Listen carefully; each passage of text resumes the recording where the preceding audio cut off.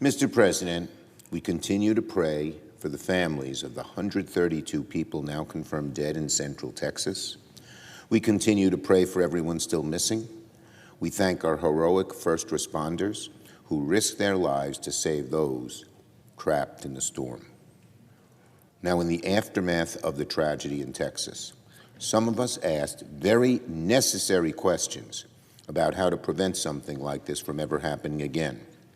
Did federal funding cuts hinder rescue efforts? Did staffing shortages make it harder to respond?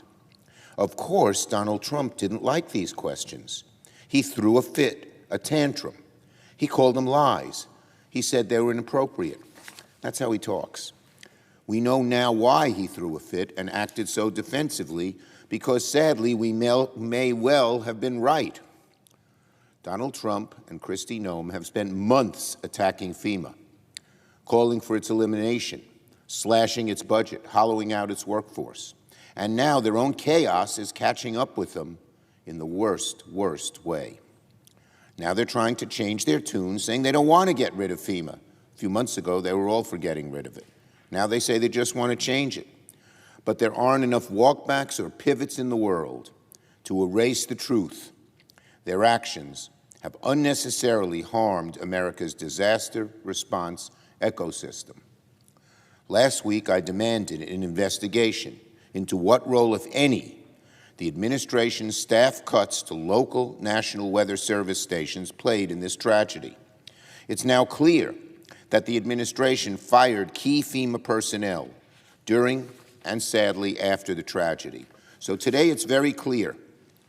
This is a systemic problem that exists in Texas, extends beyond Texas, beyond the National Weather Service, and across FEMA. Here are the facts about FEMA. A day after the Texas flooding, FEMA laid off workers, hundreds of call center workers. On July 7th, the agency received 16,000 calls and only answered 2,000 of them, around 16%. Secretary Noem, meanwhile, issued a directive on July 11th saying that all DHS contracts of over 100,000 had to be personally approved by her, according to the New York Times. Deployment, including, according to the New York Times, deployment of search and rescue teams. Every one of them had to be signed off. This is not efficiency. This is adding red tape in the midst of a crisis, authored by Kristi Noem herself. Experts say this ill-advised decision very likely hindered recovery efforts. As it stands today, FEMA is operating with a quarter fewer staffers compared to 18 months ago. 1/4 fewer, including senior-level officials, meteorologists, institutional experts, people who coordinate with public officials and other levels of government to respond to natural disasters. In the middle of a natural disaster, Donald Trump and Kristi Noem are sowing chaos at FEMA, and their incompetence is putting lives in danger. They have them and the Doge people and so many around them, they have this fanatical dislike of all government. And so they just cut it. They don't even know what the effect will be. They don't even care. Just cut. Cut meteorologists who warn our people, our citizens, our farmers, our businesses of danger that might come. Cut them. They're not waste. Their recklessness is hurting rescue efforts. It's hurt the existing ones, and it's going to hurt more of them in the future unless they reverse themselves. We all support making agencies like FEMA more efficient.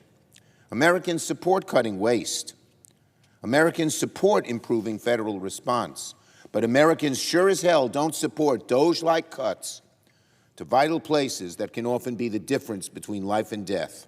American people do not support this kind of chaos, this chainsaw approach to FEMA, to the National Weather Service, and to government at large. What Donald Trump and Kristi Noem are doing is chaos, and it's going to lead, unfortunately, to even more people getting hurt when the next disaster arrives.